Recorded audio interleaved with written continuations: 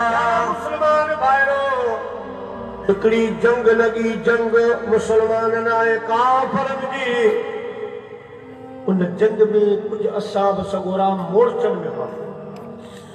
हज़रत खुबाब रज़ी अल्लाह ताला अन्हु मुझे हबीब जो असहाबी सगोरो आ। सहाबा किराम भी से इसके में रिकॉर्ड करी। सुभान अल्लाह। बेटा जा फरमाए तो पतंगन पोह कयो मिड़िया मथे मच, बसी लहसनल किया सड़िया मथे सच, उगचन सदा गच विचार न वञाया। सुभान अल्लाह। महबूब खे उन्हनि जे सिरनि जी ज़रूरत पई त सिर अॻियां रखियाऊं। साईं खे मुंहिंजा प्यारा उन्हनि जे बचनि जी ज़रूरत पई, बच्चा कुर्बान कयो। वतन जी ज़रूरत पई, वतन कुर्बान कयाऊं। मुंहिंजा प्यारा मुस्लमान भाइरो, हज़रत खुबाब मोर्चे में वेठो, काफ़िर जो भॻा शिकस्त खाई त ॿी शइ कोन्हे, खुबाब खे खणी विया, गिरफ़्तार कया, पंहिंजे मुल्क खणी विया। बादशाह वटि पहुता, पंहिंजे बादशाह वटि। बादशाह पुछो छा थियो?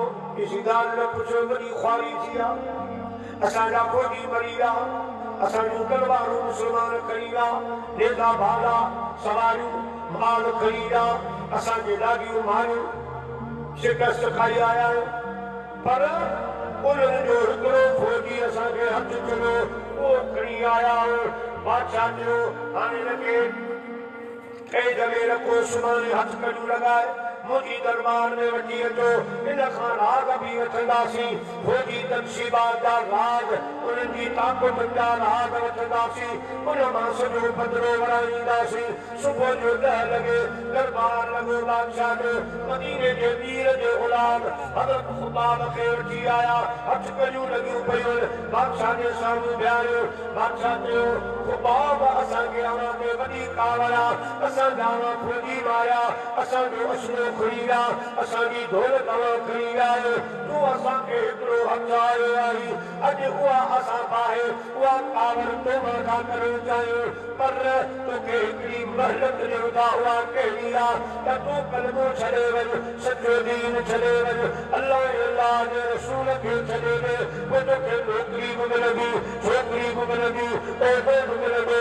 साईं खुबाब बादशाह जे अखियुनि में अखियूं विझी फरमाई, बादशाह मतो भाई, अकेलो आयो, परदेस में आयो, मुसाफ़िर आयो, तुझे मुमकिन में अची इस्लाम छॾे वेंदुसि, कलमो छॾे वेंदुसि न। ऐं कीअं छॾियो सूमरा तिन पहाड़नि जी बजार, जड़दनी जी जान में लगी लीहर हार।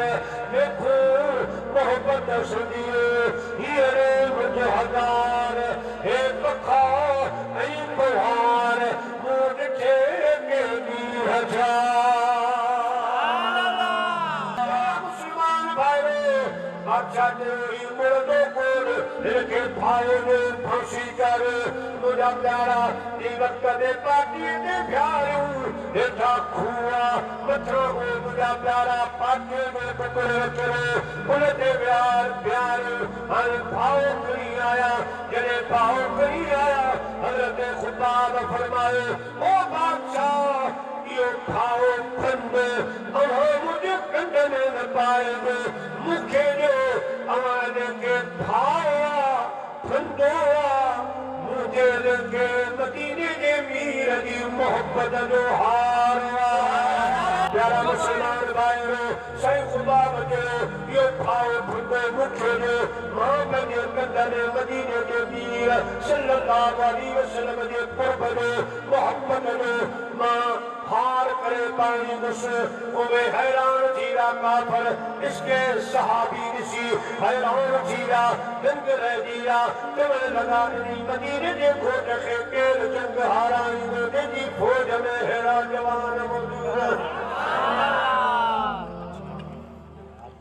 साईं खाओ वञो कंध में विझी मदीने जे ॿाहिरि करे साईं साहब चयो खुबाब मुंहिंजा हाल हबीब खे सबा सारे कजा, मुंहिंजा